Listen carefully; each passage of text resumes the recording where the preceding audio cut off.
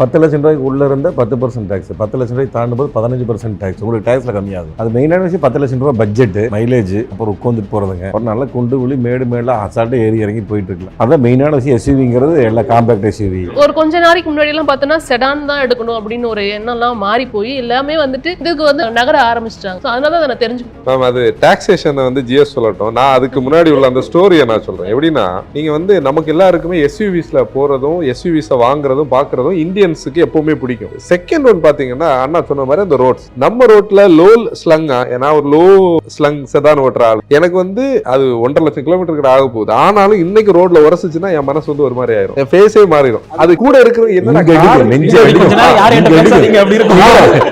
கொஞ்ச நேரம் நெஞ்சில படப்பட சொன்னா நம்ப மாட்டீங்க. மார்த்தாண்டத்துல எங்க ஊர்ல இப்பதான் ரோடு போட்டுட்டு இருக்காங்க. 2 மாசம் அந்த காரணம் வெளியில எடுக்கல, ஸ்டார்ட் பண்ணி விட்டு வீட்டுக்குள்ள விட்டுட்டு இருக்கேன். நம்ப மாட்டாங்க, சொன்னா நம்ப மாட்டாங்க.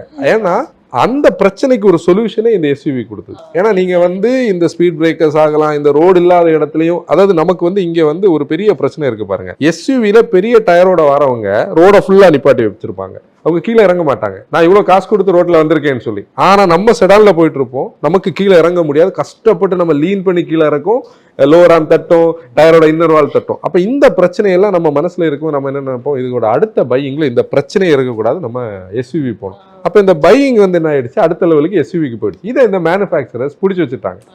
இந்த பிடிச்சதுலதான் இந்த டாக்ஸ் இருக்கு. நீங்க கண்டினியூ பண்ணுங்க. பிடிச்சதுல ஃபர்ஸ்ட் டஸ்டர் உள்ள வந்தது. அது காம்பேக்ட் கிராஸ் ஓவரில் வந்து பார்த்தீங்கன்னா ரெனால்ட் டஸ்டர் அப்படின்றது. அப்புறம் வந்து இந்த சஃபர் மீட்டரில் ஃபோர்ட் எக்கோஸ் போட்டுங்க. ஸோ அது வந்து ஒரு வேறு லெவலில் ஒரு வைப்பை கிரியேட் பண்ணி ப்ராடக்ட் வந்து உள்ள நிறைய பீப்புள்ஸ் வந்து இதுக்கு மெயின் காரணம் வந்து பார்த்தீங்கன்னா டாக்ஸேஷன் ஸ்லாபுங்க. அப்புறம் இன்னொன்று வந்து பார்த்தீங்கன்னா hatchback sub four metre sedan. அதுக்கப்புறம் இந்த காம்பேக்ட் கிராஸ் ஓவர்ஸான அந்த கிரெட்டா இந்த செக்மெண்ட்ஸ்லாம் நடுவால் ஒரு 10 to 12 lakhs தான் பட்ஜெட் இருக்குது. பட் அதுக்குள்ள நான் ஒரு அஃபோர்டபுளாக ஒரு எஸ்யூவி மாதிரி ஒரு காரை வாங்க முடியுமா அப்படின்னு இருக்கிற பீப்புள் ட்ரீம் அது ஃபில் பண்ணுச்சு. இங்கே டாக்ஸும் ப்ளே பண்ணுச்சு. நீங்கள் நல்லா பார்த்தீங்கன்னா சஃபர் மீட்டர் கார்ஸ்ல எல்லாத்துலேயுமே 1.1 லிட்டர் தான் பிளேஸ் பண்ணிருப்பாங்க. 1.5 அப்படின்றது பிரேசால மட்டும் தான் இருக்கு. இப்போ இந்த 1.5க்கு 50% டாக்ஸ்ங்க. இந்த 1.2 லிட்டர் 1 லிட்டருக்குலாம் பிலோ 1200 cc இருந்து சஃபோர் மீட்டருக்குள்ள இருந்துச்சு அப்படின்னா 29% டாக்ஸ் வருது.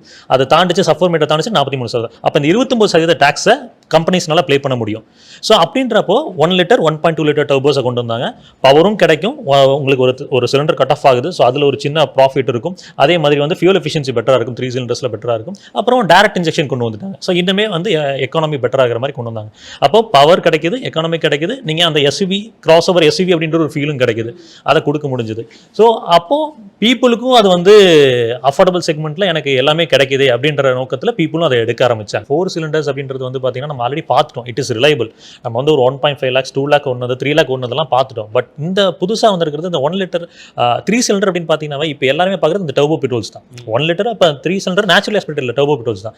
அப்போ இந்த டர்போ பெட்ரோல்ஸ் அப்படின்றது வந்து பார்த்தீங்கன்னா நம்ம எந்த பர்பஸ்க்கு எடுக்கிறோம். இப்போ நான் சிட்டி தான் அதிகமாக ஓட்டும் அப்படின்னா ஒரு 1500 to 1800 2000 RPM பிலோவில் இருக்கேன். அப்போ அந்த டர்போஸ் போடிங் ஆகிறதுக்கு முன்னாடி என்ஜின் வந்து அண்ணா ஒரு வார்த்தை சொல்லுவார், லேபர் ஆகிறது அப்படின்பாரு. அதாவது மொத்த லோடு அதில் இறங்குது அப்படின்றப்போ அதோட வியர் அண்ட் டேர் அப்படின்றது ஜாஸ்தியாக இருக்கும், ஸ்ட்ரெஸ் ஜாஸ்தியாக இருக்கும். அப்போ நான் ஒரு ஹெக்டிக்கான ஒரு சிட்டிக்குள்ள அதிகமான டிரைவபிலிட்டி இருக்க போகுது அப்படின்னா அந்த இடத்துல நான் வந்து அந்த 3 சிலிண்டர் போகிறது வேண்டாம் அப்படின்ற மாதிரி தான் சொல்லுவேன். 4 சிலிண்டர் போகலாம். இன்னுமே வந்து அந்த 3 சிலிண்டர் டர்போ பெட்ரோல் இன்ஜின்ஸ்லாம் வந்து நம்ம 1.5 lakh கிலோமீட்டர் ஓடுனது 2 lakh கிலோமீட்டர் ஓடுனது பார்க்கல. அதனால தான் பீப்புளுக்குமே ஒரு கொஸ்டின் மார்க் வருது. நான் இதை பார்த்துட்டேன், இதை பார்க்கல, அப்போ இதே மாதிரி இருக்குமா அப்படின்றது கேள்விக்குறியாக தான் இருக்குது.